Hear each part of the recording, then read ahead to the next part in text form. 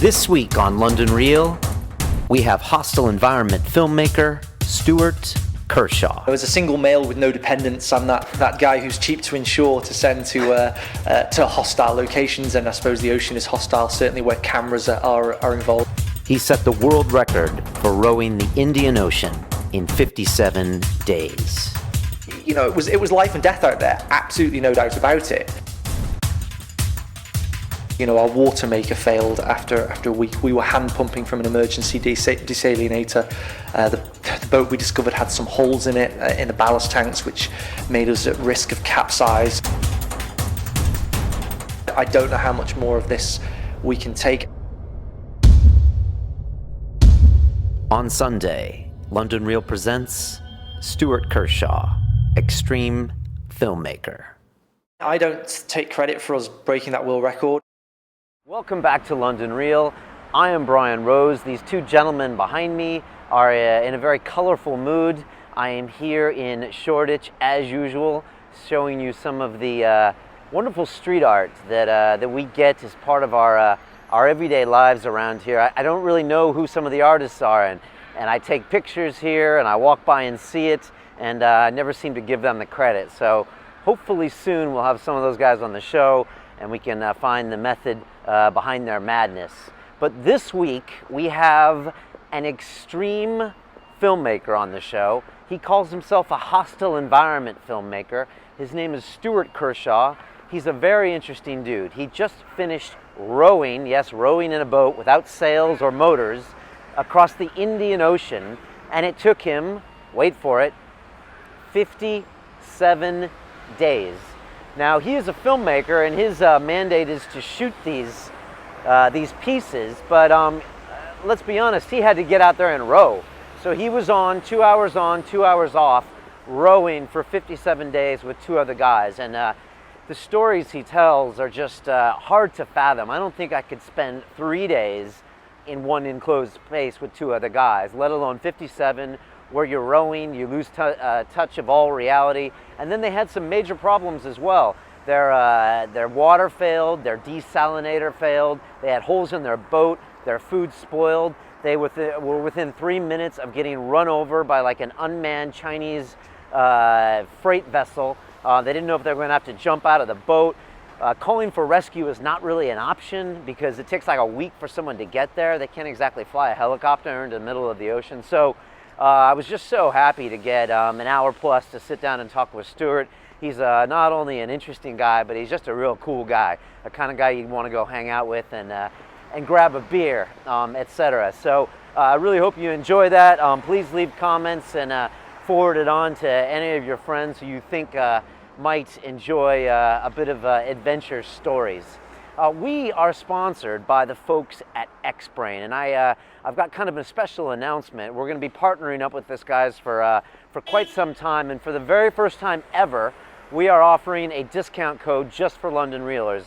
It's something I get asked on Twitter all the time. Are you guys going to offer discounts for X-Brain for London Reelers? And we talked with them, and they were like, yeah, let's do it. So from now on, when you go and buy products at X-Brain and you go and check out, if you use the code LondonReel, you will get 15% off all X-Brain products, which is our own proprietary line. And they've just released a whey protein that they have taken many, many months to figure out and to design. And what it is it's a completely grass-fed, free-range, hormone-free, cow-made whey protein. It's sweetened with stevia, and it's the real deal. You know, if anyone's lifted and trained, like I know a lot of you girls and guys have in the past, you'll know there's a lot of garbage wheys out there. Doesn't make you feel very good. Lots of sugar in there. People don't really have any idea how sweet some of these things are. And this stuff is completely different. I love the taste of it. It's organic, and it's just a whole nother way of doing things these days. And you know, at London Real, we think a lot about what we put in our bodies, and because it's really ultimately how we feel. So I'm really excited about their products, and like I said, it's going to be 15% off. Use the code LondonReel. You can click here to go through to X-Brain and just type in that code and you're all set. We will be offering special discounts on our newsletters just for London Reelers. So if you want, go to our website, londonreel.tv, and sign up for the newsletter and get involved. So I'm excited for that. More of those discounted products to be to be mentioned soon.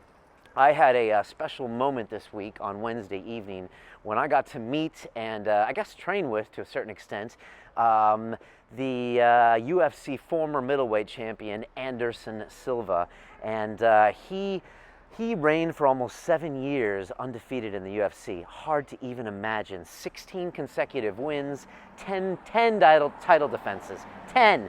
I mean, Jesus, if someone has 3, they're considered quite a prime athlete. And he came into town and thankfully, through an offer from Urban Kings, which is the place I train at in central London, there was a very small audience of about 30 people that got to hang out for 2 hours with Anderson. And it was just, it was really fantastic. You know, he's a very humble guy, a very open and honest guy, and he spent the first hour just answering questions. And he answered some hard questions.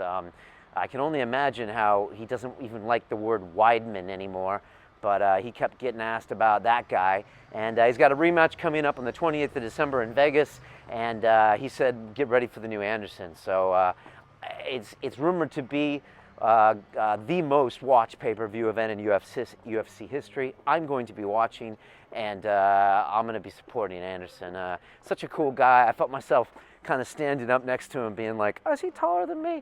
And yeah, he's taller than me, and he's athletic, but he's 38, and he doesn't look like a Superman. And I pity the fool that messes with Anderson one day on the tube who doesn't know who he is. So I'll have a short video coming out with that night with him, and it was, yeah, really a special evening. Just to finish up, as you know, I am officially bulletproof. And if you don't know what that is, you have not been paying attention to London Real. It means that I consume every morning bulletproof coffee, which is a coffee that's almost free of toxins and mold that show up in most of the major coffees that you buy. You don't know it, you drink it, you feel like crap, and you don't know why. Well, that's most likely why, and on top of that, I take those beans and I blend it with grass-fed butter, again, like the X-Brain.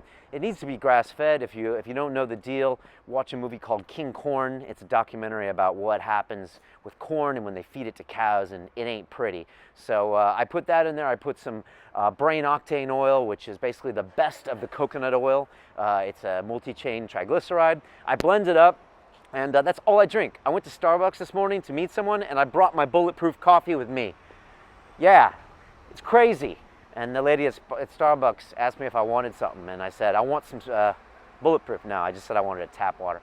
But anyways, so check that out. The guys at Bulletproof Exec. You can also go to X-Brain if you're in the UK and Europe to buy that coffee. If not, go to London Real, and you can click over to Upgraded Self and get that stuff in the States. So that's it, kids. I'm going to make this one quick. You've had a nice tour through Shoreditch as usual.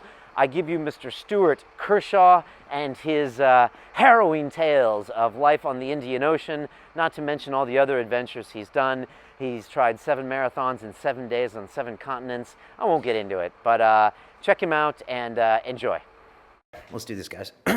This is London Real. I am Brian Rose. We are sponsored today by Bulletproof Coffee, which is the official drink of London Real. I just want to thank Dave Asprey, the Bulletproof exec. We're all drinking Bulletproof Coffee, and Stuart's a fan on his first sip. So that's always good. My co-host today is entrepreneur Colin Pyle, who comes to us in London via Toronto and China and India. A lot of times you're riding a motorcycle, usually collecting world records on the way sometimes. Not as much as him, though. As him. Well, we're going to hear about Stuart's world records. Jesus. I don't know how many you have, but we're going to get to that. Colin's also the co-host of Silicon Reel, which is our new hit series. I love saying that. Not bad. And we just finished our 10th episode. It's every week. It's dedicated to the people of the London technology startup scene. There's so many cool ideas, fun people, like everyone's excited about their jobs. So that's really cool. Thanks for being here for London Real. Thank you. Yeah. Cool. Our guest today is Mr. Stuart Kershaw, who is an award-winning hostile environment filmmaker. That just sounds badass, doesn't it? I'd love to be with him when he goes out for the night. Yeah, I should put that on my dating profile. Yeah, it just sounds like me. You studied film production at Penn State before moving West Coast to LA, where I think you worked for Paramount and 20th Century Fox. You came back to the UK in 2003. You set up In the Dark Productions, which is your production company. Then you started doing crazy stuff. You spent a year in Bangkok documenting the sex trade and produced a movie called The Virgin Trade. Then you rowed across the Atlantic with Marines and filmed it. It was called, what, Ocean 14? That's right, yes. Okay, I'm going to keep going here because there's a lot we got to get through. And then you sailed across the Pacific from China to San Francisco, and you did all of these things in one weekend. Right? Yeah, it was about 8.5 hours, if I cast my mind back, something like that. For the whole thing. All right, well, there's more. You've recently just gotten back from rowing across the Indian Ocean with, I think it's Max Chaya and LeVar Neistat. That was the two guys. Yeah, that's right. And you broke the existing world record for this venture with a time of, wait for it, I asked the girls at home, I was like, asked a 9-year-old, how long do you think it took? And she was like, I don't know, 2 weeks. 57 days it took you to get across the Indian Ocean. You documented the whole thing, you rowed. You've also, I think, done some crazy, like, I think you might have attempted 7 marathons on 7 continents in 7 days. 7 days, that's right. Jesus. And he can also leap tall buildings in a single bound. Stuart, welcome to London Real. It's a pleasure to be here. Thanks for inviting me. Gosh, I don't think we're going to run out of stuff to talk about. So let's just start. You just got back recently from the Indian Ocean. You're back on land. That must feel kind of strange. Yeah, it certainly does. I think I've been back now 3 weeks. And of course, initially when you hit dry land, especially on an ocean road particularly, you never really stand up at sea. So your legs atrophy and you reach dry land and you're staggering around like a drunk, crawling along like a crab along the beach. We rode land to land, so it was a very surreal experience to be back on dry land, and certainly a little bit of land sickness that's hit me. Is that like the opposite of seasickness? That's right, yeah. Just general disorientation, and every time you look in a mirror and try and wash your face, it's kind of spinning a little bit. How long does that last for? Really, the physical effects of it probably last a week, but what I'm still really dealing with is the psychological effects of only listening to 2 other voices for the best part of 2 months, and now re-immersing myself back into the real world. When you're at sea, there's a complete lack of colour. Everything is either grey, or it's blue, or it's white, or it's black. There's no smells apart from the smell of the food and of the stench of human bodies that haven't been washed for a couple of months. So when we hit that beach and suddenly all these people came piling at us with their foreign accents and their alien smells, it was actually, yeah, it was quite mind-boggling. I turned around, waded back into the boat and sort of hid, which I'm not an introverted character, so it was quite out of character for me to do that. It was a complete culture shock. Just didn't want to deal with all those people, or it was just probably agoraphobia in some way. Absolutely, and just absolutely overwhelmed, I think. But that's the best way I can describe that experience. Rode 2 oceans. Physically, they were, the first one was much tougher. It was much more regimented. It was the Atlantic you're talking about. Yeah, It was running in a more military fashion, direct chain of command, and very strict 2 hours on, 2 hours off. 24 hours a day, around the clock for 33 days, 7 hours and 15 minutes. Whereas how many of you were on that trip? There was was 14 of us on 14, that okay, rowboat. So completely different vibe. Exactly, you had lots of alpha male characters all thrust together in this tiny environment, whereas the Indian Ocean was 3 guys, and so inevitably there's a greater degree of flexibility in terms of, the hours that you put in when you're rowing, and if you want to stop for a minute to tie your shoelaces, you can. That just wasn't even possible on the Atlantic. But the Indian was psychologically more difficult, greater sense of deprivation, a much more isolated stretch of ocean, obviously twice as long, and 3 guys from completely different backgrounds, completely different cultures, and different continents. So it was a trial by fire. And you're there to film it, but obviously you can't just sit around and take the glamour shots. Did you know that you would be rowing the whole time? That's how I got the job, really. As a single male with no dependents, I'm that guy who's cheap to insure to send to hostile locations, and I suppose the ocean is hostile, certainly where cameras are involved. Anywhere where you're combining camera equipment and salt water is a potential hazard. But from the minute we got out there, the Indian Ocean didn't go lightly on us. Our water maker failed after a week. We were hand pumping from an emergency desalinator. The boat we discovered had some holes in it, in the ballast tanks, which made us at risk of capsize and spoilt a lot of our food. We were living on almost a kilo of chocolate a day by the last sort of fortnight. Our satellite navigation equipment failed in a storm, very limited battery power. So it was, it went back to sort of rowing in the dark ages, is how my Viking compadre Levar described it. And who makes the call whether you abort the mission?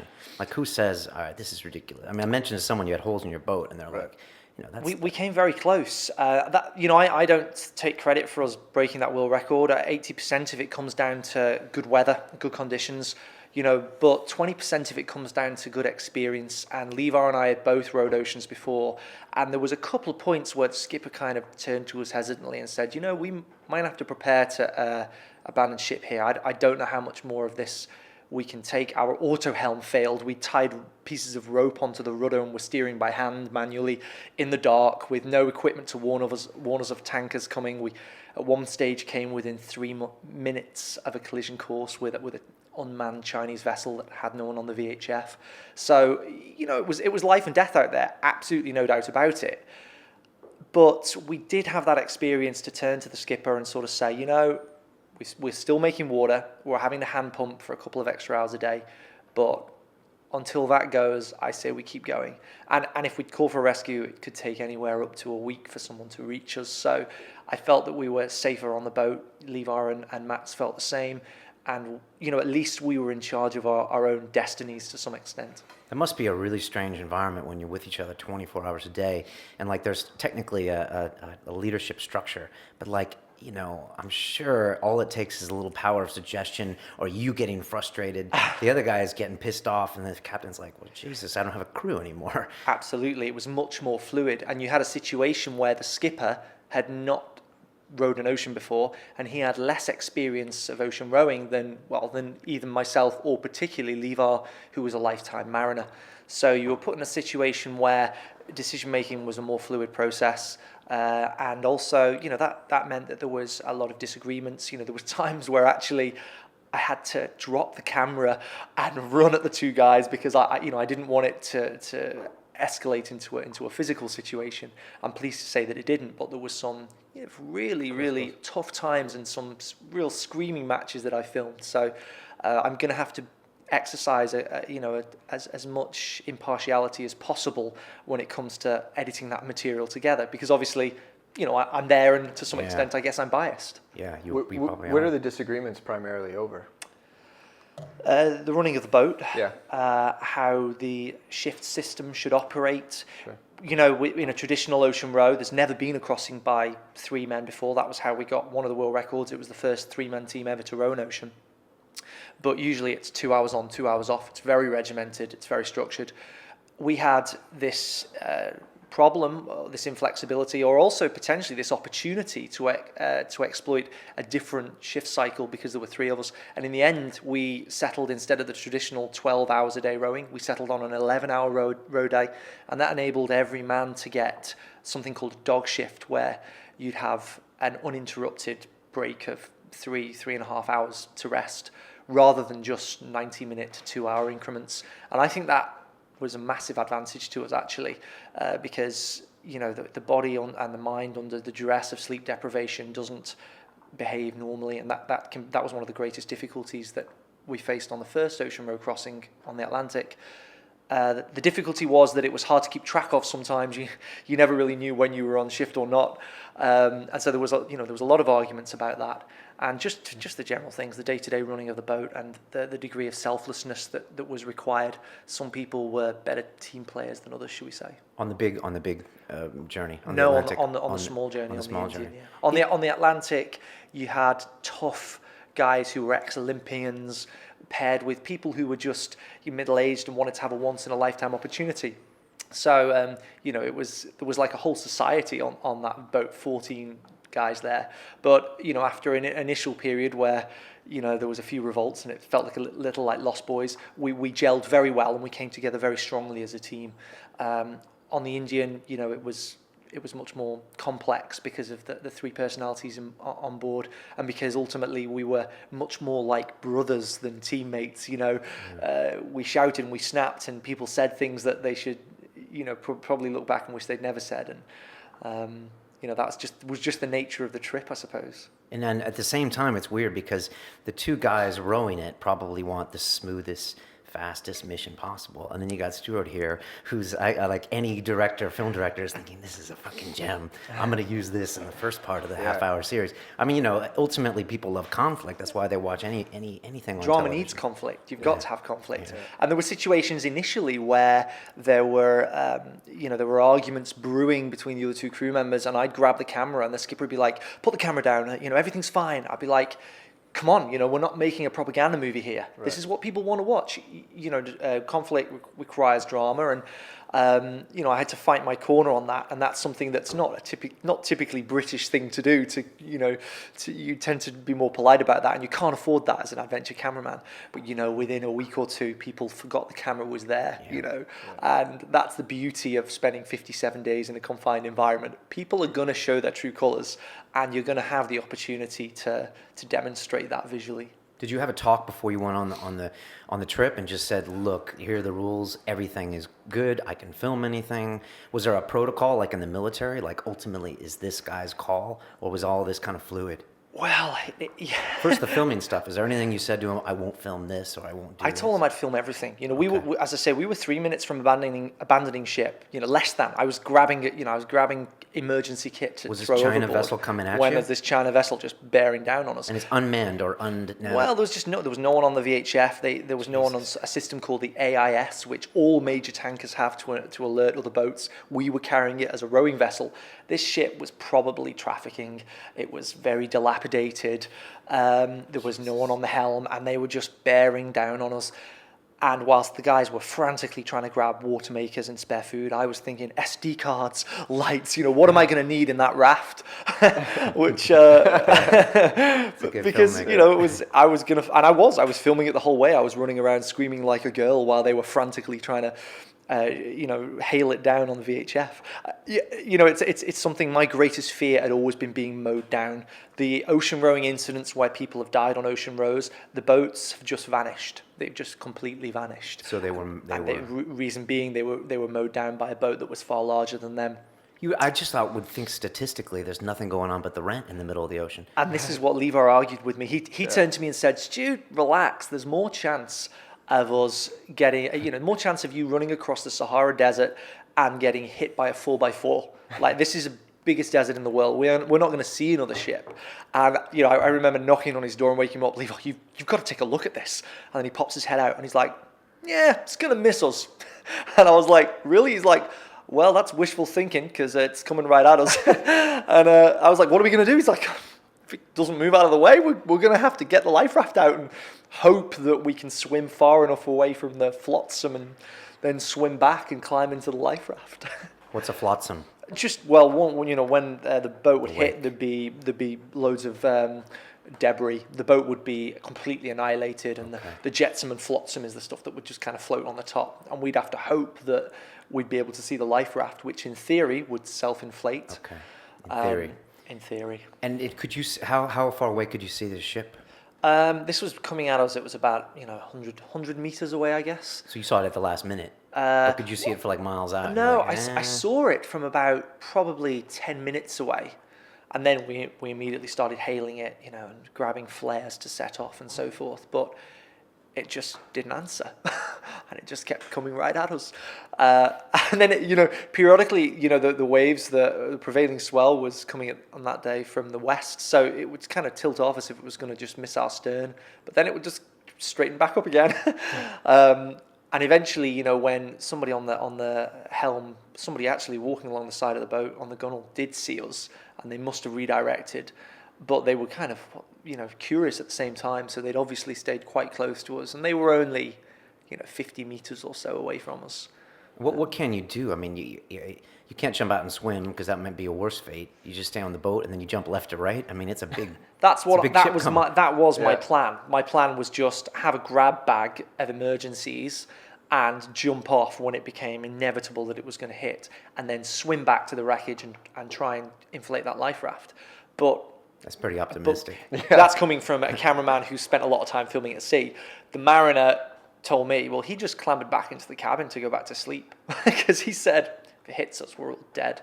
So I'm That's gonna. really what he did. Yeah, he just climbed back in the cabin. He was like, "There's nothing I can do cool. about it. Just climb it." And then this Might is as well get probably a couple last hours of sleep. It's probably the toughest guy I've ever met. You know, he's the first man on the planet to ever row 2 oceans in a year, potentially a third later this year. He was pulling 8-hour shifts at the end. Rowing. Yeah, rowing. I was doing 4 hours on, 1 hour off, 4 hours on as we got closer to that record. You know, I used to stretch after every 2-hour shift to try and keep myself a bit nimble. And I remember him turning and going, "Stuart, I stretch once after each ocean row." You know, he's just a big ball of gristle. Yeah. And do you have to pace yourself on the row? Is there like any kind of like timing you do? Or? Absolutely. You know, on the Atlantic, there was a division between the young, fit guys who went hell for leather out of Gran Canaria across the Atlantic for Barbados. And after 2 weeks, physically, they were depleted, one after another after another. And, you know, those old guys who we'd written off, who were 50 years old, 45 years old, they were like diesel engines. They just kept going. And they're the ones who pulled us into the home straight and got us the world record. On the Indian, I was much better prepared, and I knew that, you know, I wasn't going to go in there all cocky, this young, fit guy. I was, you know, 10 years younger than Levar, 20 years younger than Max. I went in thinking it's a long haul, so I always tried to pace myself, and I was much happier with my physical performance. You know, I never dropped a shift, anything like that. So, Jesus, is this something you search out? I mean, is this something you're like, I want to do one of these this year? Because I can't. Looking at your CV, are you an adrenaline junkie? I mean, like, you know, if someone I'm really not. I've a never jumped out of a problem? plane. I would never do a bungee jump. Right. As long as I want to be in control of my own feet and know that I feel like I've got some control over my own destiny. The initial ocean row was a bizarre story that my then girlfriend, a girl called, actually I probably shouldn't even say her name, she wouldn't mind, Mariana. She was Brazilian, lived in the States. I was a starving artist, filmmaker at the time. This is about 8 years ago now. And I'd run out of money to fly out and see her. And I remember walking along my beach. I lived in Liverpool on the coast of England in the northwest. And I remember thinking, well, I guess boats sail there. I wonder if anyone has ever rowed across the ocean, you know, since like Viking times. And that night I Googled ocean row, and it came up, Leven Brown, recruiting crew for this year's ocean row. And I was like, that's an amazing story. And I dropped him an email and said, look, I'm a filmmaker. You know, are you documenting this? And he said, amazingly, I've been thinking about that for so long now. No, I'm not.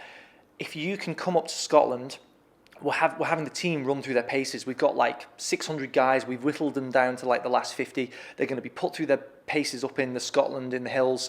The last 14 men standing will be on that boat. If you're there with that last 14, I'll give you a spot for free.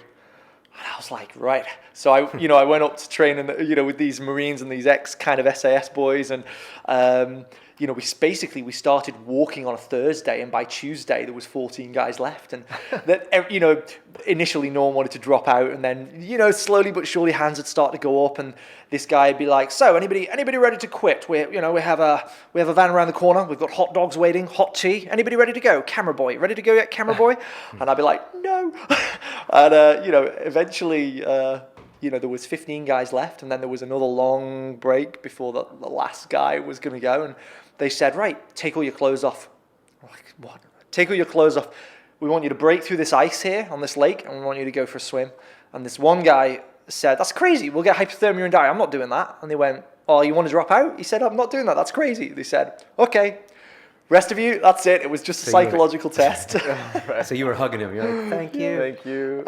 And then, the last of us were on that boat. So Wow. that's how I became involved. But then it's sort of like, a Rolling Stone effect after that I did that adventure, and there was some PR, I suppose, around it, and I made a film about it that won the Adventure Film Festival, and it screened in 40 cinemas across the UK as a part of winning that festival. And then I was invited on to subsequent expeditions, and wherever there's a guy doing an adventure these days, there's probably a cameraman dangling just above him trying to capture it on a film, and that was my niche, I guess.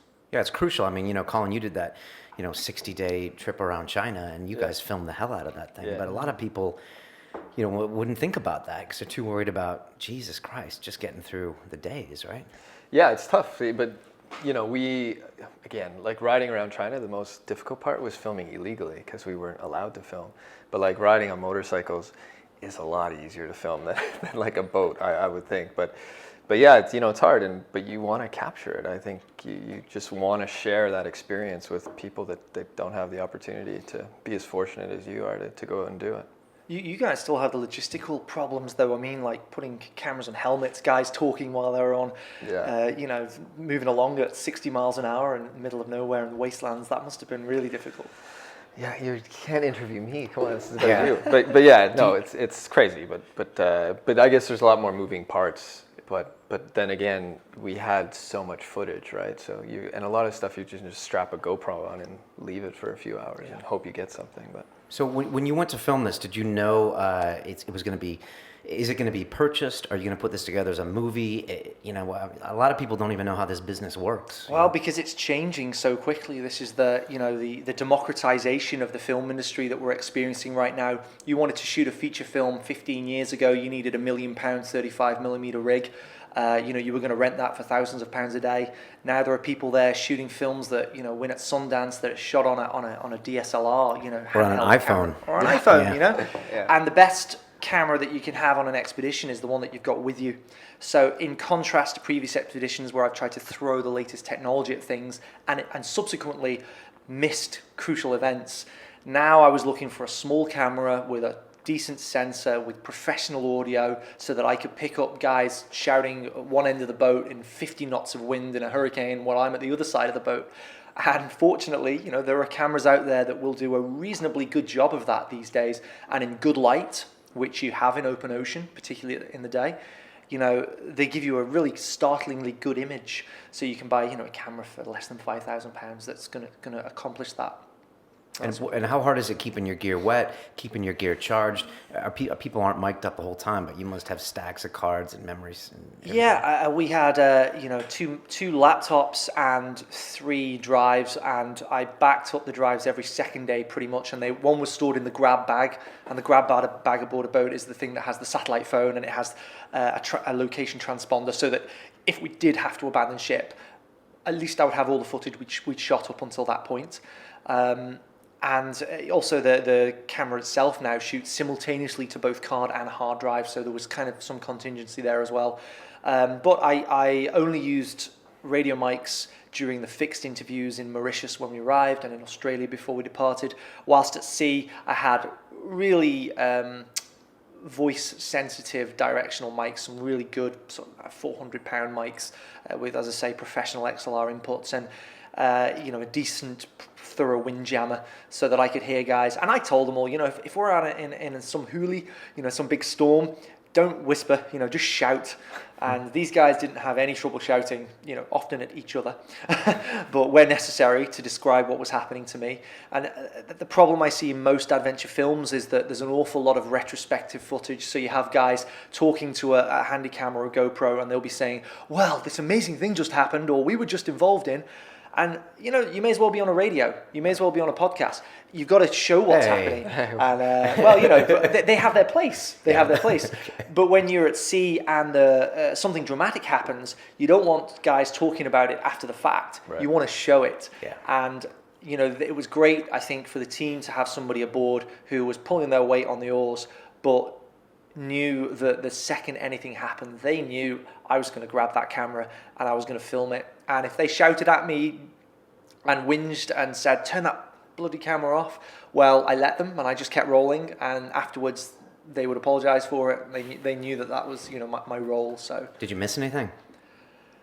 I've cast back now. There wasn't a day that went by when we didn't have a systems failure from a pretty significant piece of kit aboard that boat, whether it was 57 days of failure. Every single day. I mean, by the time we limped into Mauritius, we had a boat that had holes in with failing satellite navigation equipment. We were pumping water out almost constantly. We had no auto helm anymore, so as I say, we're steering by hand. And chocolate around your mouth. Yeah, we were running out of proper decent food. So I had no lack of drama. Did I miss things? For sure, there were moments I wish I could have captured. Inevitably, there was some ships that passed quite close to us when I was sleeping and whatnot. But the guys also knew, if there was something of significance, they'd wake me, even if I was on my sleep shift. However, they were also I'd given them the basic auto function, and that's the other great thing about these new handycams. You know, they get a pretty good image if you whack it on auto and you don't know what you're doing. So I could hand those cameras to those guys at certain times, and they could 50% of the time they'd capture something I might miss. Okay. So I think we caught pretty much everything. Have you looked at any of the footage yet? I've been through the rushes, and it's undoubtedly the best thing I've ever shot. Really? Wow. Yeah, undoubtedly. I can't wait to see it. And you beat the previous world record by 23 hours, is that right? I mean, that's Was that on your mind after 57 days, or were you just like, fucking hell, I just want to get to You shore? got 2 records, right? Yeah, first row across the Indian Ocean first row across any ocean by a 3-man team. Right, and then it was the speed. Fastest. Okay. I've now got, well, we broke the Atlantic was the fastest row across the Atlantic Ocean, and now the fastest row across the Indian Ocean. The Atlantic's subsequently been beaten.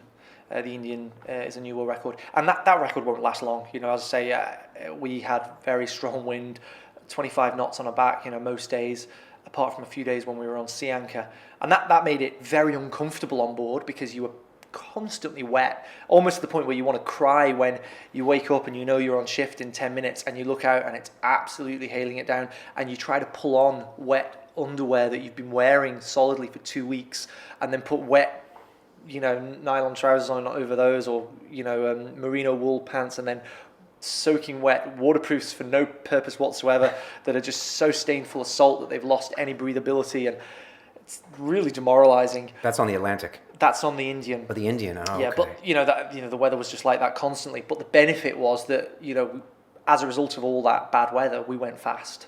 Okay, so that's the trade-off. Yeah. And you survived on chocolate for the last 10 days, like seriously? Yeah, we still did have some food left, but we were rowing extra shifts, all 3 of us, and you're just craving fast release energy, and you often don't have time to cook a meal. The weather was so bad, there was times where I tried to make myself, you know, I hadn't eaten for like 12 hours, and I tried to make myself this little bit of space food, just like, you know, chicken flavored slop, and you add desalinated seawater to it, and then you stir it up, and it's like, you know, 1,500 calories or something. We existed on a diet that was upward of almost 9,000 calories a day. I'm still in calorie deficit of 2,000 or 3,000 calories a day, so we're emaciated. The skipper barely managed to eat a meal for 2 weeks, so, you know, looks like he's just come out of a labor camp or something. He's in such a bad way. And I finally managed to make this meal, and I put down a chocolate bar that's completely stained with salt water, and I'm just like, oh, proper food. Whoosh! Big wave comes in, and everything just goes overboard. Your whole meal goes. The whole meal just goes. You just want to sob. How do you mentally keep it together? Like when you're physically drained and you're not getting, you know, the right food in, and I mean, like the human brain is remarkably adaptable, and this is where, you know, your survival instinct kicks in, because you know that somewhere at the other side of that ocean there is somebody waiting who loves you with a cold beer and a warm bed, and the little things that you take for granted, like turning on a tap, suddenly hold so much resonance. The minute you step off and you turn that tap on and you run your hand under running water that's warm, or you step under a shower and you watch the dirt just wash down the drain, you appreciate life so much more. And whilst you're on the boat, you hold on to those little moments of joy that you manage to engender between each other, and particularly, myself and Levar, we bonded very, very closely. Never a bad word spoken between either of us. And I'd bought one cigar and a little half-liter bottle of whiskey. And we made that damn bottle of whiskey last 57 days. And we made that cigar last about 4 weeks. And we'd just smoke a couple of puffs each, and then we'd smoke it out, and suddenly we'd be like full of the joys of spring for the next, 4 or 5 hours. And, it was, we'd have these romantic moments together where I'd come out on night shift and he'd be like, I've made you some food. And you'd just be like, thank you, brother, thank you. And you'd eat together, and then he'd be like, should we have a bit of whiskey? And I remember looking out and being like, there's a rainbow. It's 1 o'clock in the morning. What is that? And there's this like moon bow that's illuminated. There's so little light pollution that you've got the stars and the moon illuminating this clear rainbow. And you just sat there and you pour the whiskey into the cap, and you just sip out of the cap of whiskey, and you're just like, oh, that felt good. And you feel the warmth in your loins, and you warm up a little, and then he buggers off to bed, and it's the start of my 2-hour rowing shift, and you plug some good music in, and it passes a whole lot quicker. Sounds just like we talk about psychedelic experiences here a lot, and part of that is because you don't really have a near-death experience, but you go to some uncomfortable places and you come back, and the little things are like really precious to you. So how much of something like that is a really deeply life-changing experience? And was this more so than the Atlantic? It sounds like it. I think it was. Because it was less camaraderie. I mean, did you have to really? Yeah, I mean, I was physically more depleted on the Atlantic, and maybe that changed me more because I hadn't experienced it before. But also when I came onto the Indian, I was in kind of a rough place. I'd just come out of another relationship because it's really difficult dating the guy who's at the other side of the world for 3 months of a year. And so I was looking for some spiritual solace. What's frightening is just how quickly you fall back into everyday life. You step on a dry land, you got 1,000 emails, and somebody likes your comment on Facebook, and you're suddenly readily accessible again to the world. And it's really important that you step back and think about what you just did and where you were and what you went through and how you want to be a better person as a result of that experience. Because I really genuinely do. But there's a chance of you losing it and not remembering those lessons you learned. Yeah, the first day I came back into London, I was, losing my temper because I was stuck in bad traffic. And I just remember thinking, what am I doing? I didn't lose my temper when that boat nearly hit us. I didn't lose my temper when I thought, we got holes in the boat. This is dodgy. We need to start trying to seal these up in an impossible environment. I just got on and did it because I had to do it to survive. And you can't, you can't extrapolate sometimes. And it's just so easy to get wound up by the small things. I mean, certainly for me, I think I have that type of a personality. Sometimes, I allow the little things in life to get under my skin. But, I reflect back. Do you have, post-trip depression almost sometimes? No, I don't think I do. I'm just so happy to be alive. And I actually love dry land. I get very bad seasickness, ironically. Does that pass after a certain amount of time, or is it? Yeah, it does. But in a big storm, you're still going to feel a little bit dodgy. But you're only physically vomiting for maybe a week. The skipper was real bad. He and I had it pretty rough. And there's nothing much worse than getting seasickness where you're not on a ferry and you'll be there in 8 hours. You're just like, this is it. This is my life for weeks. That's really demoralizing. And so when I love coffee, for example. Like, I'm drinking this Bulletproof now and I'm thinking, one of life's little joys. And it's the same about good food or a good bottle of wine. And I'm taking time to appreciate those. I get pre-trip depression where I know what I'm about to go through. But only because you've done it before. Only because, I'm often with guys who are planning to trek to the South Pole. I'm doing an Antarctic expedition in February, and or these guys who are jet skiing London to Sydney, and they'll be like, "My God, this is going to be amazing!" And I'm like, "It is going to be amazing, but you're not going to enjoy it until you're looking at the photos, or I'm editing the footage and reliving the experience again." Yeah. In the moment, a lot of it's going to suck. So you're getting ready, like, this is going to be a really hard thing. Yeah, it's not going to be the most fun. And I'm living at the gym, and I'm listening to audiobooks on mindfulness and how I'm going to, handle conflict, because I know there's going to be moments where people who you could never imagine having an argument with, right? Like Colin and I, right? He's such a chilled out guy. The most chilled out person on the planet is going to lose their temper on an ocean row when they've been trying to pee into a bottle for 40 minutes, but they can't get anything out because you're moving so much. You're so exasperated and frustrated all the time. Or even worse, your pee bottle's leaked all over your sleeping bag. These are just the kind of things that get you down. It's just a normal day at sea with Stuart. You got a crap in a bucket, and you've just put on fresh boxer shorts for the first time in 2 weeks, and that you're desperate to keep them dry. It is life and death, because you put those boxer shorts get wet, you're going to get saltwater wounds, they're going to get deeper and deeper, and they can go down to the bone, and you can get septicemia and you can die. It's really important. You've very little toilet roll. We ran out of toilet roll in the Atlantic. You end up wiping your rear with your hand and then trying to wash it off with seawater. So you want to keep yourself dry, and then you sit on that bucket and it's flat calm, and just as you're rapidly trying to make that ecstatic movement from bowel to bowl, Mother Nature intervenes and just drenches you in salt water, and it really winds you up. So everybody loses their temper, and it's just one of those things you've just got to prepare yourself for. All right, when can we watch this? And then, and just to go back, what's the dynamic? Was this trip funded? Are you going to have to fund it by selling it to someone like the BBC? Will this be a documentary film? What's the next step? Because I know a lot of people listening are probably filmmakers and or want to be filmmakers. Yeah, this is where, as I say, the industry is changing, because you take this idea and pitch it to a broadcaster now, and unless it's got some naked blonde who's a D-list star and she's being covered in insects in a forest somewhere for our viewing pleasure, they're just not really interested. And the adventure field is something that, unless you're a well-known household name, I don't think they often want to run with.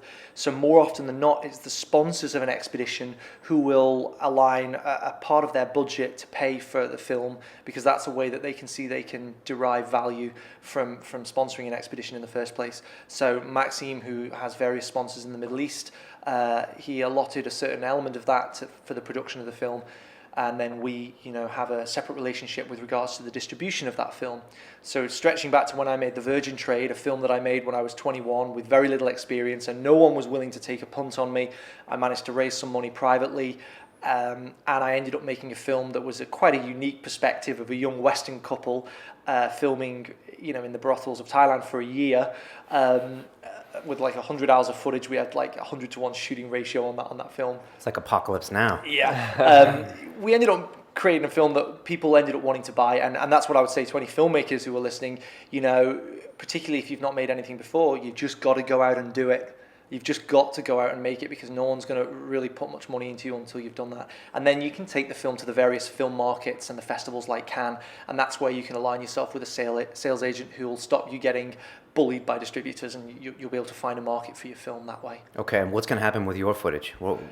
Yeah, I'm actually speaking to the funders tomorrow at noon to sort out the post-production budget. It's a limited budget, but inevitably these experiences are to some degree a labour of love. It'll cover my costs, and we'll recoup the rest in distribution. So it should be finished by the end of the year. Okay. Is it a doc or a series? Three-part series. Three-part series. Yeah. Half hour each? Half hour each. Half hour for broadcast, which is like 24 minutes each. And where will it possibly be seen? Like what kind of channels? Nat Geo Middle East have expressed interest because of Max is quite a popular figure there. He's been on a Discovery series about his ascension of Everest, and he's very well known out there. But then like the documentary channel in the US get a lot of my stuff in the US. Quite big in Scandinavia, but in theory UK? UK as well, they're a tough market like Germany for terrestrial broadcast. It tends to be more the satellite commissioners, like Current TV did a lot of docos in the UK. Al Jazeera even commission a lot of great docs these days. They're quite independently minded. But what's great about it from a filmmaker's perspective is there are almost limitless territories for you to exploit. Every country you can sell to, and the budgets you get off them for acquisitions are smaller, but there are more of them. Okay. Everyone's talking these days about how movies are going on demand and the web is bringing this whole new market, but all you're talking really is TV. I mean, is there any money if you were to broadcast it online? Yeah, one of my great filmmaking friends, Claudio Von Planta, who shot The Long Way Down and Long Way Round with Ewan McGregor and Charlie Borman. He introduced Colin and I. How we met? Yeah, that's crazy. He's I know any of those guys. Yeah. He's like a god in the industry for me, and he's a bit of an entrepreneur himself. So he started using Vimeo's online distribution mechanism. And he's got enough of a following, I think, that works for him. Perhaps I don't. I think social media is one area that I'm not up to scratch in as much as I should be. So I tend to go, I guess, a more traditional route. But certainly that's the way it's going. And there's people with massive followings, obviously, on YouTube and Vimeo, and they're the ones who are going to be able to exploit that and monetize it. But yeah, that's the whole key, I think, is just having that audience to pay £1 or £5 or whatever it is. Because again, there's so much noise online. There's so much content that if you don't have that audience to blast it out to, then it's tough to Is that what you guys are going to do with the Indie Ride? Yes, we'll sell it to a broadcaster and then we give it to a distributor. But our audience isn't big enough to make any money really on digital downloads. So we'll have it as an option down the road. But our audience isn't big enough to make any money on that at the beginning, right? Yeah, it's amazing how many people just won't pay the $5 or the £5, even at a reduced rate. Yeah. Because there's just so much. We come on that with London Real all the time. It's 90 minutes long, and a lot of people have so many other options. Yeah. And like you said, a lot of it is, put a blonde on your trip, and then that's a different story. Or, there's certain things that sell in the media. We know from BBC and Sky, which is why I don't watch TV anymore, that it's just this story, and everything has to be kind of kitschy. It's so formulaic, and okay, you've got good examples. There are people who are fans of some of the talent shows where you get people who've got incredible voices, and it becomes a forum for them to demonstrate their skills. X Factor season started again. None of us will be able to avoid it, but then I will. Well, I'll do my best. Okay. But then there's we'll hear about it. That's for sure. There's the show like I'm a Celebrity, Get Me Out Here, and the new Channel 5 version of Big Brother. And for me, it just seems to be that it's an opportunity to humiliate people for our viewing pleasure, and there's something a little bit sinister about that. Let's take this girl who, okay, she's a bit of a celebrity, but not enough that she's able to make a living on another TV show. She's having to go and eat insects and have a bucket of slugs thrown over her. There's something I find that a little disturbing about that. Unfortunately, that's the way TV's going. All the shows too now are 8 people, right?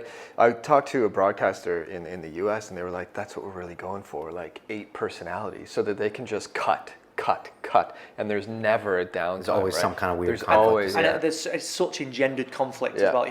What happens if we take an Islamist and a white neo-Nazi and put them in the Big Brother house together? Well, I wonder what's going to happen when Big Brother. Those two row the ocean. That'd be a documentary. Well, when Big Brother came out, though, it was a novel and unique idea, and it was more organic. If they did it, if it was a postcode lottery and they just picked out a national insurance number and put 8 people in a house, great, I'd be all for it. But they don't. Right. All right, I'm taking you off the boat for a second. I saw that your first movie was called The Virgin Trade, and it sounds like you spent a year in Thailand, in the brothels, and I just want to hear a little bit about it, and wondering if that was a really hard thing to be a part of day in and day out, and if that got you down, or did it make you feel hopeful for some reason? Both. I was there with my then girlfriend, who still has a sharehold in my business, which she's since moved on and had gone on to work on all the Harry Potter films. She's driving David Yates, the director, around in a golf buggy for a few years, and now she works on the Muppets movie and all these big 35mm films. But we have a great social relationship now.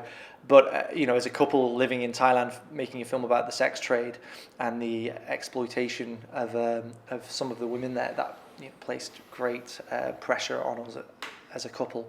And what we were filming really was the migration of young girls from rural Southeast Asia to Bangkok, where they're coerced into the sex trade. And Bangkok was often acting as a sort of central hub. So girls are, and if you'll excuse the crude terminology, but they're imported from poor areas and then they're exported to wealthy places like Japan or Europe. But what we didn't expect to find was that there was also quite a lot of men who would be very embarrassed by the prospect of them being seen walking hand in hand with a prostitute in London. But they're more than happy to be seen walking down the road holding hands with a girl who works in a bar somewhere in Bangkok. And often they fall in love. And often they marry and have children and live happily ever after. So it was much more of a grey area than we'd anticipated. We were going in as 21-year-olds who wanted to demonstrate... demonstrate the plight of all of these young girls. Right. I met some women who worked in a bank, but they didn't want to work in a bank anymore because you could earn more money working in a bar. The idea of prostitution is very black and white in Europe, that prostitution is a transaction. Anytime that money is involved, it is prostitution. In Thailand and in Southeast Asia more generally, it's much more about agency and control. So to a Thai woman, a prostitute is someone who is literally tied to a bed. And, this happens a lot less now in Thailand. The government has really come down hard on prostitution. But there were brothels, where women were literally, handcuffed to beds in abandoned hotels. And so if a woman chooses who she goes with, and frequently the girls will say, I'm not interested in that guy in the bars, then they don't view that as prostitution. They're making a willful choice. And so often also the age gap that you tend to see with older men with younger women is often viewed in Southeast Asia as more acceptable, because there's a complementary idea there where a young woman can physically provide for an older man and he can financially provide for a younger woman. So The ties are interesting because they don't have this like overarching morality that's kind of shoved down your throat in the West, where it's like this is wrong and this is right. And in Thailand, they've acknowledged the third sex, the lady boy, as something for thousands of years. They're just like it's just something that happens, and then like they don't seem to make moral judgments on the things that we do a lot of times. Exactly, the lady boys are they're sort of third sex, and boundaries are more fluid, I suppose. And that's what I actually I really loved about the place.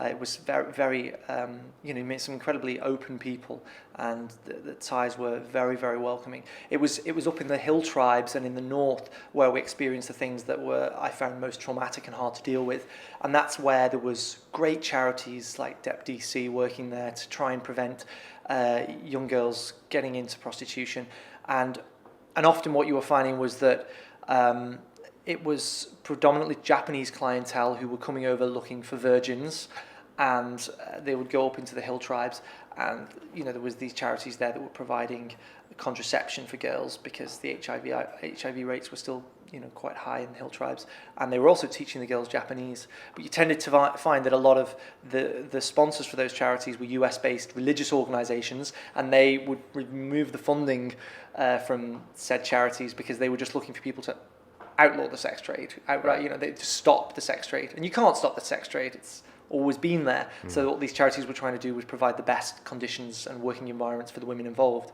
and I thought that was a fairly reasonable approach to take.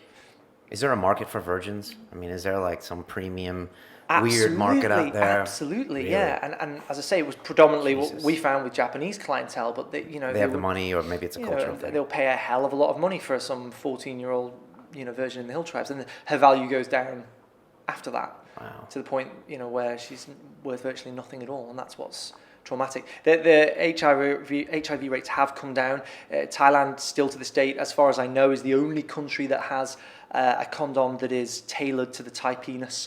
Wow. You had a situation where the UK and the US were channeling massive amounts of free contraception and condoms to Thailand, but nobody was wearing them. And there was a half Scottish, half Thai gentleman who wanted to put some research into this and find out what on earth was going on, and so he paid lots of Thai prostitutes and bar girls to measure Thai penises, because everybody knows that if you submit data and you get people to fill a questionnaire, that they'll lie and they'll add an inch in girth and length. And so he paid these girls to get real statistics and real data, and found out that the reason that guys weren't wearing these condoms is because they were slipping off. So he said, okay, well, what's a Thai penis look like? And he found out the exact data for it, and they shaped the Thai condom to fit, and 3 years later the HIV rates had dropped by 70%. That's innovation. Wow, I'm glad someone figured that out. Yeah, they run a restaurant chain there called Cabbages and Condoms, and the idea was that still culturally in the hill tribes, people were embarrassed to talk about sex, so they had to make condoms as readily available as the cabbages in the market, which were the biggest vegetable that everybody ate. Okay. So you get a condom instead of an after dinner mint, and it's a very clever idea. That's smart. Wow. Did you take this film and kind of base your career on it? Did you get some exposure and meet the right people? I did, yes.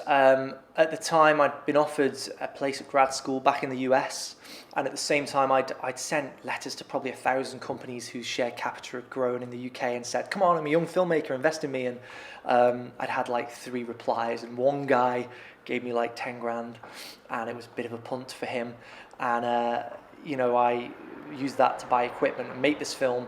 And we went to the UN Film Festival, and we did quite well in sales. Actually, I made more from that film than the 2 films that followed, because I think at that stage trafficking was new. I'd become a kind of sexy issue. Okay, it's just really, trafficking is just movement plus exploitation. But we were at the right time at the right place, I think, with that, and so that was a stepping stone. But I still had to make my next 2 films, without a commissioning agent. It wasn't until after that commissioning agents started to fund me to go and make films. Okay. Do you miss the West Coast? Do you miss LA? Do you miss the film industry there? I do. I loved LA. I took that film back there to find a distributor. I was living in Echo Park, this kind of little sleepy area, and I bought a car, something out of Caddyshack for $800. And what were you doing in LA exactly? Well, the first time I was there, I went there to work for 20th Century Fox. I was interning for Weekend Films, who were a subsidiary on the Fox lot. And then I was script reading at Paramount Classics, which is like the art house department of Paramount. And that was an eye-opening experience because you were seeing scripts like Monsters Ball, wins Oscar. I'm not sure if it won Best Oscar, but won Oscars. And Best actress and stuff, You read the coverage on that movie and it got slated. And I think, God, like, it's such a subjective industry, and it's so easy for the guys who are working in somewhere like Paramount to say, oh, the script's naff, to pass on it. It's a big leap of faith for them to say, yeah, this one's one to invest in. And it's just a few guys making the decisions there. Is that true? Yeah, it's really, So were you just a filter, essentially, saying... I was a filter, right, yeah, but I was saying... This crap, is good, this is good, exactly. and then someone else would read the final? And that was a wonderful experience for me because I was reading a script a day for like 3 months, and I felt I had the freedom because it wasn't, my job didn't depend on it, and when you're 21, you don't think about that anyway, to say, I think this is a great script, and... then I'd pass the script on, and the script reader would come back and be like, "What a joke! That's crazy! That script's terrible. It's a piece of shit."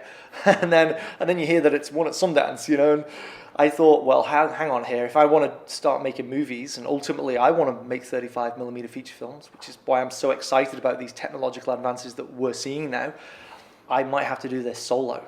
And I think independent film is the way I'm going to go.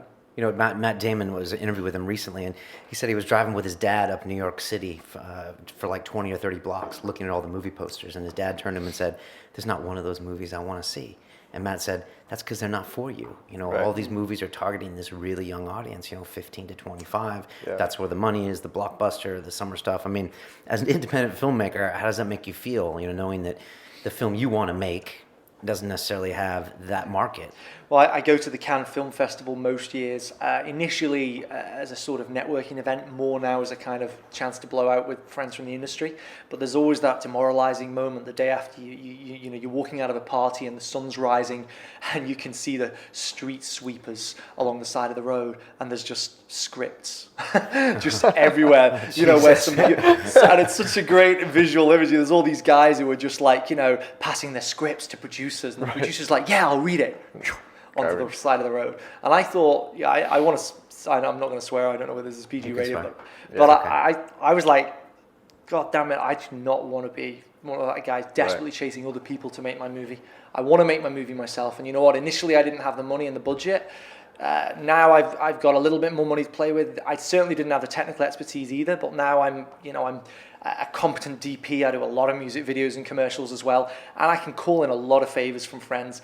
And the one thing that's holding me back now, the only thing is that, it's a big investment in time, it's still a big investment in money, and you probably only get one shot. So you have to make it count. So, although I could go out and probably make a film tomorrow and take 6 months off if I needed to, do I have the script yet that I want to do that with? No, I don't. You have one shot because of your reputation? Or because you can call in those favors only once? Your reputation, you can only call those favors in once. Right. Some guys, I have producers and contacts still remaining out, exec producers in LA and here in the UK that I could call to read a script, but they're only going to do that favor for me one time. Yeah. So I have to think very careful about it. So you're constantly in the back of your mind looking for that one script that maybe you want to direct one day or DOP on or produce. Yeah, and in the meantime, I'm happy shooting other people's films for them and, trying to stop their dreams being crushed. So often I come in and I fix scripts and I'll shoot low budget features too. Because as you know, people are shooting them on all sorts of cameras and formats now.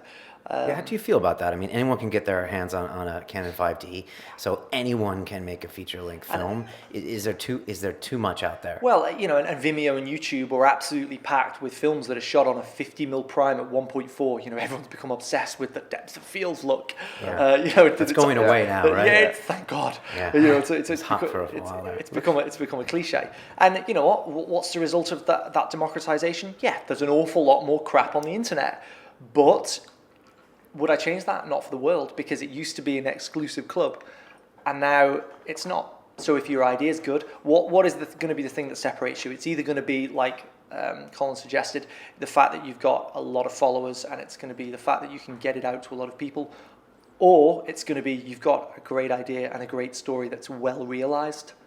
And if you've got that, I still think you've got something to play with. Even without a marketing budget. I mean, we see films these days that are got 60 million for the film and 60 million for marketing. I mean, is that a standard Hollywood thing? Is 100% of the budget? There are people who will say, I'm sure there are great films made every year that no one sees, Right. and that's the case. But if you've got it, enough people and enough passion, I still think your chances are pretty good. But then that's coming from somebody who's only ever done it from the sidelines on other people's films, not with I've never taken a project and self-distributed it before. Right. I'm relying on the fact that I do have some contacts to help accomplish that with. But is marketing probably going to be the biggest part of the budget for my film? Yes. That will realistically be the case now. Yeah, it's so important to get that. I mean, if the tree falls in the woods and no one hears it. Yeah. The film you want to make, though, is that... So you said you're looking for a script. Are you looking, or you actually want to pen one? Well, I have a script. I have two scripts, but one of them, I've come to the realization it can't be a first film because it's shot in the South Pacific based on my experiences there with another expedition, and just logistically, it's kind of a more difficult difficult thing to realize. I want a film that's shot on location in the UK. Probably in a limited amount of locations, and that makes things more difficult. But it's also forces you to be more creative. You get films like that. The one recently where the entire movie shot in a call box, phone booth. That's the old classic. Or one shot recently all in a coffin. I didn't see that. But I heard it was okay. Who's I haven't in that? seen that one yet. Who's in that? Only one guy, I guess. No, I don't even know. Yeah. And just one thing I remember once being a part of a radio call-in for the guys who did the marketing for what's the movie called, where they all go out into the forest and Blair Witch Project. Blair Witch, yeah. Which was shot on a nothing budget, right? Yeah. And somebody said, That's one of those massive successes, right? Yeah. How did you guys get the marketing? How did the marketing work for that? And the guy said, the stars will never be aligned the same way again. There was just so much luck involved in that. Yeah. There was no it was a curious alchemy. There was no magic formula. Yeah, there was that movie as well, like the Paranormal Activity. That was another one that was just aligned, and then what is it, Spielberg? Or Lucas Spielberg. Yeah. He watched it, and then apparently he got locked in his bathroom the next day and couldn't open the door, and he was like, okay, something's weird's going on, and then they were going to remake it, but they didn't. So I think you're right as far as making your first film has to be big. You have to put your passion into it, and it has to be realistic. And you have to shoot what you know. Yeah. So that's where I feel like I have quite a unique vantage point, because I've seen a lot of really crazy things that a lot of people get excited about, but not a lot of people have ever experienced. So that's something I use to my advantage. Going back to someone who meets you, in the pub. I mean, you said earlier, you're not an adrenaline junkie. You're not the guy from Point Break, that's constantly looking for the next buzz, like Robin Banks and stuff that. So, I mean, is that not you? Do you not like extreme activity? Is it really, if it's off camera, are you not doing it? Well, I want to come back alive, and maybe the biggest of adrenaline junkies are willing to die for that buzz, and I'm really not. And I think every time I go away and do something like this, I remember thinking to myself, I'm not willing to die for this, and I'm not willing to take any chances that I don't think are controlled. And all the expeditions I've been a part of, there's a pretty big list of contingencies that you have at your disposal. There's always feels like there's always some route out. And all right, I know that that they are risky endeavors. But I think of adrenaline junkies like being those crazy guys who jump off cliffs in the bat outfits, you know? Yeah. And some of those guys have died. Yeah, they make a moment's millisecond mistake, and they clip anything at that speed, and they are dead. I make mistakes, but if I take a wrong foot on a boat, I might start to fall overboard, but as long as I remember to clip in, or as long as I can swim back to the boat, I've got a fighting chance. And you could say, I could fall down a crevasse in Antarctica, but as long as I'm chained up to the rest of my crew, I'll do everything I can to stay safe. And it's not the adrenaline bit that gets me. It's not a momentary buzz. It's about the overarching feeling that I get at the end of the whole experience. And a lot of people say it is like the buzz you get from doing drugs, right? And I've never taken drugs, so I've recreationally I don't have that comparison to make. But I can't explain to you the utter euphoria and the sense of sort of emotional release that you get at the end of something like that, and it doesn't pass by in a second. You know, it stays with you for quite some time, because you look in the mirror and you realize that you've changed and you're a different person because of that experience. Now, if you don't do one of these in 2 years, will you start getting antsy? It seems like... Maybe that's where you're right, and I'm not self-aware enough to know that perhaps I am an adrenaline junkie, because there tends to be a little gap, and I go back to home and I return to my normal life, and I say I'll never do that again. And I've said I'll never row another ocean. Like, I've rowed 2 oceans, and I've sailed the Pacific as part of the round the world yacht race, and I was like, I am done. And the day I got back, I received an email from this young guy he's exactly that type case. I'm thinking of rowing the Pacific. It's going to take a year. It's going to be amazing. And I'm like, you can fly me out to Hawaii. I'll come and meet you in Australia. I am not rowing that ocean. And Levi was like, you'll row that ocean. You know, he just phoned me up and he's like, you're going to row the ocean, you row the Pacific with me. And I thought, man, am I really going to do that? Surely not. A year is just too long. You only, after a great trip, you often, like 6 months later, you only remember the good part. Exactly. And the bad parts. Same with your trips? Yeah, and the bad parts just kind of flutter away. And then all of a sudden you're back at it again and you're like, oh, this fuck. It's exactly what we're saying about how the mind... It is. You know, it only categorizes the good stuff. And then it... Because how do you define that experience when you get home? You talk about all the good things and you talk about all the bad things, and you get the same amazed response from either of those initial conversations. So even the bad things, like the shitting in a bucket or the almost falling overboard, get wide-eyed amazement from people. And I suppose incrementally over months that gives you some inflated sense of ego or something. I don't know what it must do to us, but then you start to think, yeah, that was a great experience. I got to do that again. Yeah, like they say, tragedy plus time equals comedy. Yeah, that's true. And then like our brains, not only do we remember those highlights, but we actually rewrite our own history of what happened. And so you recall maybe a couple peak events, and you'll even weave it together in a different way. I mean, 5 years, 10 years from now. That's what's so wonderful about the editorial part, because you get to live the experience again, but more objectively to an extent. And you get to see what happened, through an editor's eyes with other people around you, and you think, actually, God, I was, well out of line with that, line of argument I took in a given situation, or, I should have really put my foot down about that. And that's life aboard a boat or in any expedition. You're not always thinking clearly. And I remember one of the mantras I had was, look, if I'm going to lose my temper about anything, I'm not going to do it in the moment. I'm going to wait and think about it, and then I'm going to come out and say, listen, this is why I'm angry with you for X, Y, or Z. And that served me really, really well, because there was times I wanted to let rip, at the skipper about certain things, and instead I went away, and I might not have slept well, and I might have been exhausted on my next shift, but I was able to more appropriately articulate my point. And often I knew what his answer was going to be, and I was able to sort of like already have an answer in response to that, so that I kept, winning these debates about things, and, getting my way by taking that approach. Has anyone said that you shouldn't edit this? Or have you ever thought to yourself, I should really... How many hours of footage if you didn't edit it? I think we've got about 40 on this one, something like that. Have you ever thought about giving it to someone else and having to do a rough cut? About that, yeah. And I've thought about, and I will have other editors. They'll just be guys who work for me. So, work with me, I should say. They're all freelance, some great editors, and I will bring them in to work on this, so that I get a fresh set of eyes, and I'll more kind of oversee. It's tricky because it's so tricky, because you're an integral part of the adventure. I'm too close to it. But then you need someone close to it sometimes to feel the passion of it.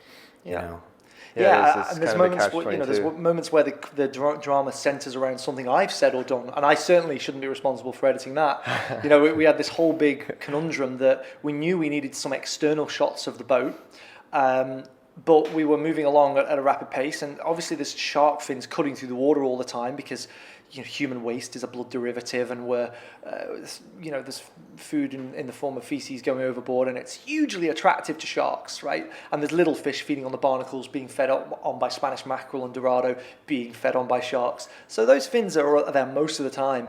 And then when they're like, right, we need some external shots of the boat, so you need to paddle away with 3 miles of water beneath you, knowing full well that oceanic whitetips don't come at you from the side, they come vertically up and swallow you almost to the chest. Who's going to do that? And they're like, the skipper had agreed that he was going to do it, and then he changed his mind because he was upset with me because I'd said that I was going to back up all the footage before we went, and he was like, you don't trust me, and I'm like, it wouldn't matter if you were a diver, I'd back up this footage because I don't want to lose anything. And so he refused to go, so I was like, right, that's it, then I'm going, and the other guys there filming us both going at it. And I think more than anything, I was probably out of line there as well. And I was just angry because I didn't want to get in that water and swim out with those sharks. Oh, you did? But I had to, yeah, Okay. Of course I had to. To get the shot? Yeah, I've had 2 experiences with sharks on prior shoots, one of which I would say was a near miss. So although I think they're incredible creatures, it's their domain. There's a lot of guys I know who have had experiences as divers or whatever, or even been lifetime mariners that don't like sharks, and I think I fall into that category. You got a close call? Yeah, in the South Pacific once, I was filming a boat cut over a reef, and I did about 3 or 4 passes, and I was scuba diving, and there was no fish anywhere, and I'd been washed against the reef, and I'd cut my leg, quite badly on this reef. Hadn't really even noticed it. It cut right through my wetsuit, and then when I got to the surface, my dive partner was just like, Stuart, I need you to bring your ankles to your chest. I bring your legs to your chest. And I turned around and went, oh, sod off. I thought he was kidding, or I wanted to think he was kidding. And he was like, Stuart, do it now. I'm not joking with you. And I was just like, where is it? Tell me where it is. You don't need to know where it is. You just need, where is it? Right beneath you. And even though there's no fish, there was this huge, big, white tip shark there that was, sort of swimming around me whilst I'm bleeding out, and I looked away to where we'd moored the little speedboat. We had a little rib with us, and we'd been swept so far with the current. It was like 400 meters away or something, and I just had to kind of backflip all the way to this little rib to try and clamber back in, and it was one of the longest, 3 minutes of my life while it just, came after me. And when we got to that boat, I tried to clamber in, almost brought the boat over on top of myself, and this Tongan guy who was in it jumped into the water and just started slapping the surface and shouting, and the shark just kind of swam off. And he was like, oh, just treat him like a bad dog, just a bad dog. And I was just like, you're my hero. So you made yourself into a ball because they're less likely to bite if you're not, don't have things hanging legs off? are dangling, Okay. That's you're less easy to bite if you're a tiny little ball. So Yeah. I went to Cape Town and I got in the cage with some sharks down there, and yeah, the great whites down there, they come from the bottom, and Yep. they breach and like, And then Cape Town's where I had my other close experience. We were following a Chinese vessel that was illegally longlining, and it had been illegally longlining along the Mozambique coast, but we'd not been able to prove it because in the day it would slip out of the excursion zone that it wasn't allowed to fish in, and it would fish in international waters again. And we were like, gotta catch these. long linings like commercial fishing is Commercial illegal. fishing, but they lay out these Huge lines that nets. are miles long. It totally destroys the habitat and the reef, and then they get these sharks and they just cut the fin off and throw the fish back out, and the sharks die this horrible death. And I was with a guy who was on Whale Wars called Pete Bethune. He's a guy from the Whale Wars series, a crazy guy who's he jet skied onto a Japanese whaling vessel and ended up doing like 6 months in a Japanese prison as a result. But he was like, look, the only way we're going to get this is if we swim across this bay and fuse a transponder onto the side of the boat to track the vessel so we can prove it's going in. The only problem is that it's in this harbour where there's It's like Secret Service type stuff. Yeah, I think that was the idea. This is in the middle of a shoot, or This is in the middle of a shoot, and he's like, the only way we're going to be able to do this is to swim across this bay, which has got a greater concentration of great white sharks than anywhere in the world. And the week before, a kid had been taken, and it's in the middle of like a seal colony, and of course they feed on seals at night. And so we're dressed all in black, so we can't be seen, kind of looking like a seal, swimming for like an hour. And I'm like, I don't want to do this. And Pete's like, come on, it's going to be great.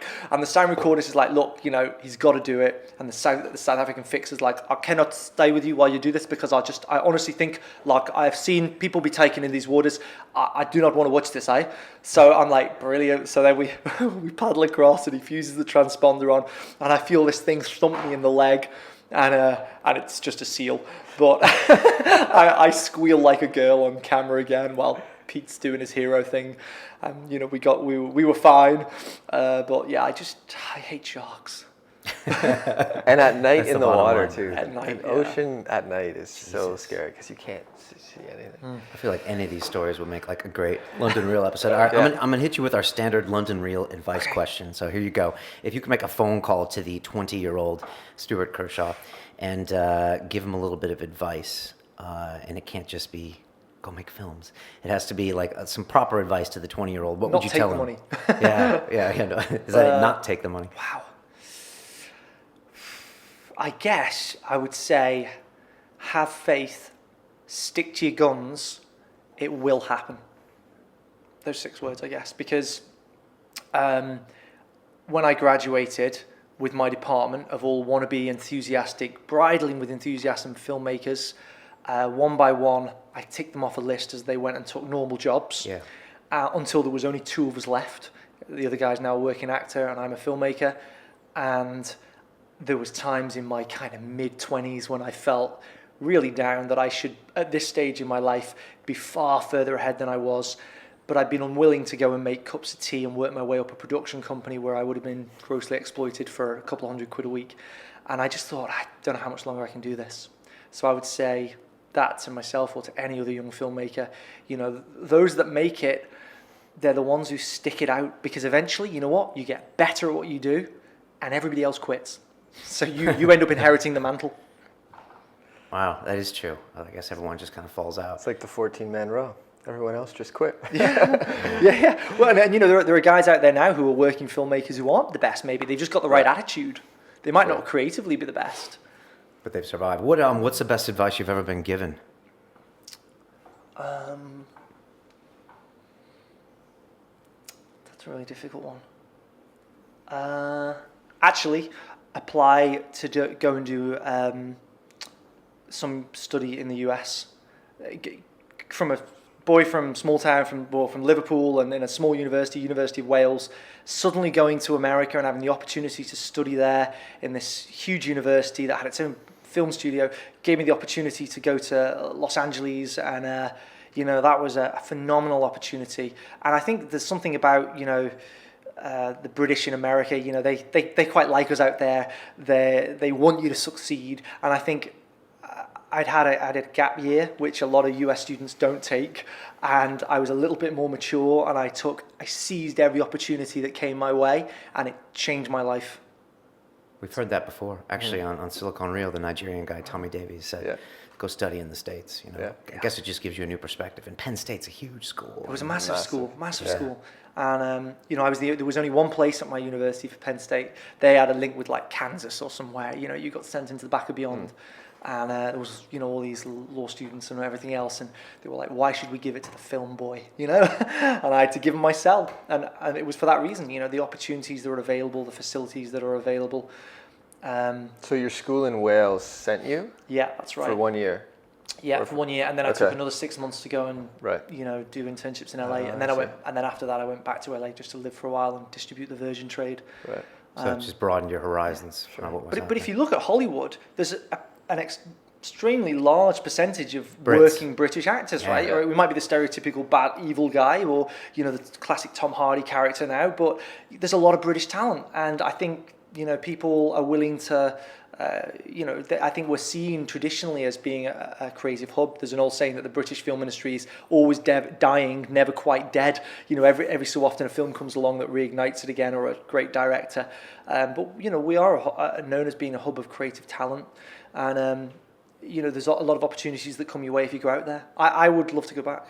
Yeah, the Americans are always, in a weird way, fascinated with what's going on in Britain. Yeah. I think they always will be. You know, they always want to know what the hell they're doing over there, and there's always this kind of unspoken fascination. Yeah, you know, we're like, somebody once said to me, you know why we like you and your accents over in England? And I was like, oh no, why? This was at Penn State.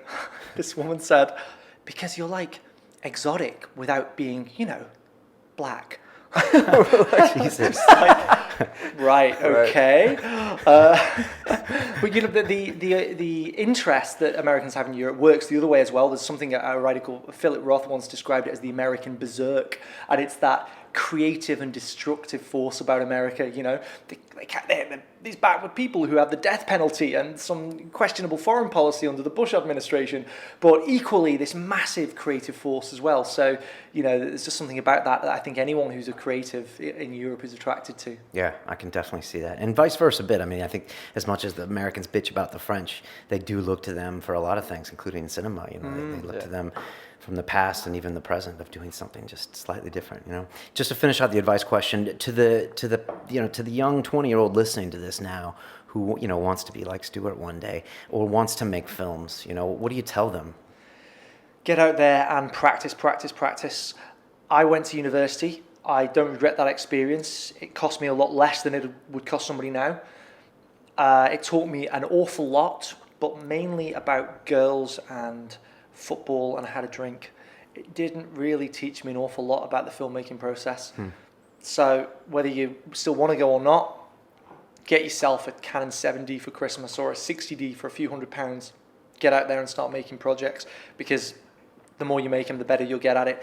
And that's going to be your stepping stone. I think there's probably an awful lot more to be gained from going and working part-time or interning at a production company for a low pay than there is going to university. That's just because it's vocational, and unfortunately that's just the simple facts of the matter, that a lot of universities just aren't able to offer you real experience in what it's going to be like to try and make it in the industry. And you know why? Because a lot of those departments are led by people who've never even worked in the industry. Yeah, those who can't teach. Yeah. Sometimes, that is, why are they there? Because they're not in the biz. And what do you say to all the people who want people in film to work for free? They want photographers and filmmakers to work for free, or you're going to be on this project for free. And then some people, lately photographers, put their foot down and say, I'm not going to be one of those guys. What's your stance on that? It's always like, how long is a piece of string? When do you get to the point where you stop working for free? I would say to young guys who are enthusiastic, definitely work for free. I'd say do it on a case-by-case basis. Don't just go and offer to work for free for anyone. Check out somebody's work, and if you really like it and you want to work with that person, then offer your services for free, because you know what? If you're not going to, lots of other people are. But I'm fair with the guys I work with. Like, I work with young guys. I'm, of a certain age now where I don't always want to be carrying 100 kilos of camera kit around London. I'll pay them. I'm happy to pay them. I'll pay them when I've got a job coming in. If my client's paying me, I'll have a bit of budget set aside for me to get some assistance. So when do you get to the point where you place a value on what you're worth? Everybody needs to have that stage where you feel comfortable enough. Right now, I don't offer my services as a professional stills photographer. I can get images that are just as good as a professional stills photographer. It just takes me a little bit longer, because I'm used to shooting for film. The setup's slightly separate. There'll come a point where, okay, I'm not going to do that anymore, and I'm going to add that to my roster of skills under my production company. So I think that it's inevitable, and you need to do it. There'll be a stage where you're expected to go out and work for free for a little bit. But I'm talking young guys who are either pre-university. I work with kids who are from the Prince's Trust as well, and they're offering to work for free on building sites. I'm like, come and learn about cameras. Come and work with me on that. It's going to be you're going to have more fun, and they love the experience because every job's different, and often it's really cool projects for young guys to be working on. So. They're happy to do it, but I'm not going to make somebody come and carry my kit for me more than 2 or 3 times. Where I'm going to say, all right, I'll give you 100 quid a day, or you're operating a second camera, right? I'll give you 150 quid a day, 200 quid a day, and anybody who's fair, I think, would probably adopt that approach. The government's obviously implemented the system now that we can take on unpaid work, and I think sometimes inevitably it is exploited. But it's also there for a reason. It's actually there for companies like mine. Small-time companies who are looking to grow and get bigger and need some help, but need flexibility in the workforce. Fair enough. Colin, you know this guy better than I do. What did I miss? Yeah, maybe a question that I don't even know if I know the answer to, but were you, as a kid growing up, were you always like, I'm creative, I like sort of filming stuff, or I like taking pictures, or I like writing stories, or were you that growing up, and you always knew this is what you wanted to do? I've always written since I was very, very young, and actually originally I trained as an actor, and that's what I wanted to be. and I studied acting at university. But almost immediately then I got that opportunity to go to acting school in the States and do a 3-year MFA and become an actor, or take this small amount of money, this 10 grand that some guy had offered to give me, and go and make a documentary. And I always wondered what would have happened if I'd gone down that other route in life, because that's the one thing I miss doing passionately. But I wasn't willing to just do what an awful lot of my friends had to go through to become actors, and just working on terrible script after script after script. And I think to some extent, I think they were more easily able to do it because they were like, well, it's work. And for me, I've always written, so when I read something and it's terrible, I can't get excited about it. So I got into the mind frame that I was going to go and make my own films, and I was just going to take, I was going to do a Tarantino and put myself in them. And I still want to do that, Are you going to be in your first film? For sure I am, but I'm not going to try and do a Clint Eastwood here and take a lead role. Oh. I'll give myself a cameo. Do a Hitchcock where you just walk by on the street. For sure. But that's one thing I miss. But that's what's great about the world we live in now, that it is possible, particularly in the creative industries, to have more than one career and to make that sustainable. You can throw your hat into the ring at acting and speaking. You can be a full-time filmmaker. Sure, you can do a bit of acting. Why the hell not? There's just nothing to stop us. Do you think you could act and direct and produce a film and DOP it, which I'm sure you'd want to? I would not. I would do all those. I would act in it. I would direct it. And I would write it, but I wouldn't DOP it. For sure, I'd bring in another DP. But I wouldn't do that now. That would come down the line. Right now, I'm going to concentrate just on writing, directing. I won't take a role as much as I would love to. I know I would be biting off way more than it was possible to chew. That's a Ben Affleck, the one you're talking about. Argo. Direct. Yeah, where he acts, directs. I don't know if he wrote that or not, Ben. But yeah, he's done a few where he's leads in. Yeah, he did that in Argo. I thought Clint Eastwood did it in the one where he's Unforgiven? No, the one where he's really like one of his later ones, the old man one where he's... Yeah, the Gran Torino. Yeah, that's it. It's a great film. But what is it? Steven Soderbergh DOPs his own films under a fake name. Only he does that, and it's amazing just to when I watch his films, I'm like, Jesus Christ, he's behind the camera on every shot, and he has a very, very signature style that you see, like his Liberace movie, and but it's just hard for me to get my head around sometimes. I worked on a music video once with a female DOP from the States, great DOP, American girl, and there was this shot that needed to be underwater, and it was quite a heavy unit. We were shooting on an Ari Alexa, and then we needed to walk down this kind of rocky outcrop and then go into the water, and I was camera operating for her, and I remember this sound guy turning to me, he's like, this is how filmmaking should be. He was like, we've got a director here who's camera operating for his DP, and I was like, that's the kind of filmmaker I want to be. I'm not going to sit there on a chair and be a snob about it. I'm going to be hands-on, of course, and do everything to make it a successful shoot, and that means being inclusive and getting your hands dirty. Apparently Danny Boyle's like that. Apparently he's the first on the set, the last to leave, and happy to get his hands dirty, and the whole crew just loves that, Yeah, I think you've got to be. Yeah. Last question. What are you going to be doing in 10 years? Where will you be? I will be the bottom of an ocean? No, I didn't mean that. No, well, yeah. Hopefully, hopefully not in a shark's belly. Maybe married.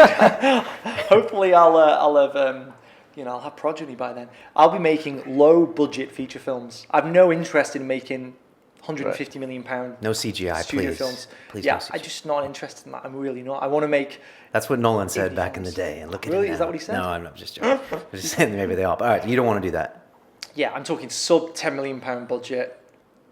So that you've got enough money that you can make the film and do it without having to, feed everybody McDonald's each day. But I have no interest in rowing any more oceans.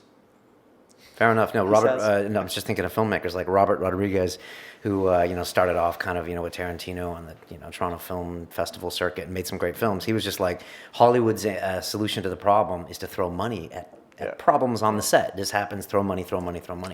And he was always like, no, there's another way around this. And so he makes his films under budget. He's known for like setting up like 40 shots in one day, and he just has a real quick pace that he works on, and that's like his whole mantra.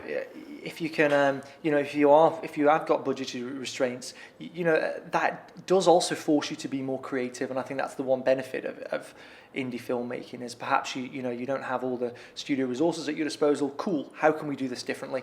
And if you hold on to that mindset, then you can create brilliant films as Rodriguez does. And you can come up with maybe a better shot because you didn't have the cash. Right, get super creative. Stuart, thanks for coming. This is awesome. There's so many things we could keep talking about. You might have to come back to talk about the seven Anytime. marathons. Sorry for Come chewing back your and ear talk off, about the boys. marathons. Yeah. Jesus, Yeah. it's like too much. Like, don't send me that whole background next time. 'Cause there's like too much to talk Sorry. about. If people want to get in touch with you, how do they find you? Website. I don't know if you tweet or what. inthedarkproductions.co.uk is my Okay. website, and ITD Productions is my Twitter feed. I am trying to tweet at least once a day. Good man. But yeah, you can find me online, Stuart Kershaw, In the Dark Productions. That's who we are. Okay, good stuff. And if people watch this and want to do some work for you, should they give you a ring? Drop me a line. As long as it doesn't involve rowing the Pacific for at least 2 years, definitely drop me a line. Drop your line. Okay, awesome. Colin, what's going on with you these days? Yeah, working hard. Silicon Reels. We're that's going great. We got 11th episode this week. Yeah.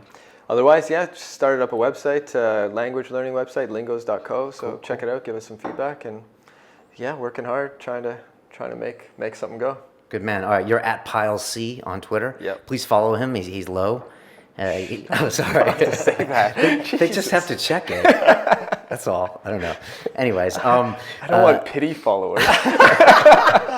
I want pity followers. you say that. I want people I'm not already friends with on Facebook. I just want to thank the guys at Bulletproof. I think we have a new fan in Stuart. This is a guy that rows across the goddamn Indian Ocean. And he's drinking Bulletproof. I'm gonna take some of this stuff with me when I row the Pacific in 2 years. There we go. Be careful what you say, man. Dave Asprey might call you next. So, so thanks for those guys for sponsoring the show. If you want to find us, we're on Twitter at London Real TV. If you're listening to us on iTunes, you can come see our faces. We got a whole new video production here. We're filming on 7 cameras today. It's crazy. On YouTube channel London Real TV. And if you want to come help us intern, we found this great girl named Christy who probably is going to be editing this episode on Twitter. And she's just helping out and loves being part of the show. So if you guys want to intern and do anything for us, send me a message at info@londonreal.tv. And that's it. Until then, guys, it's about the journey, which he knows all about. And thanks for coming on. Brian, you rock. Look at that, my first handshake. There we go. All right, guys, take care. Thank you. All right.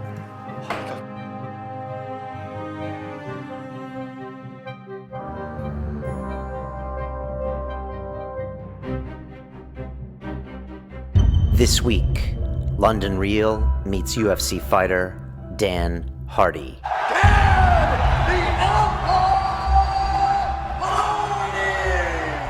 I'm not an athlete, I'm a fighter that's trying to be a martial artist. His wins and his losses. That's it, I'm done. I'm not enjoying it anymore. This is not fun for me anymore. I'm not getting anything out of it, I'm just getting damaged. He talks the spirit world. The thing is, ayahuasca doesn't necessarily do anything to change the person. It just helps the person understand who they are. And introduces the wolf heart. They want to feed the wires into my heart so they can measure the second heartbeat. So they can then burn it. This Sunday, London Real presents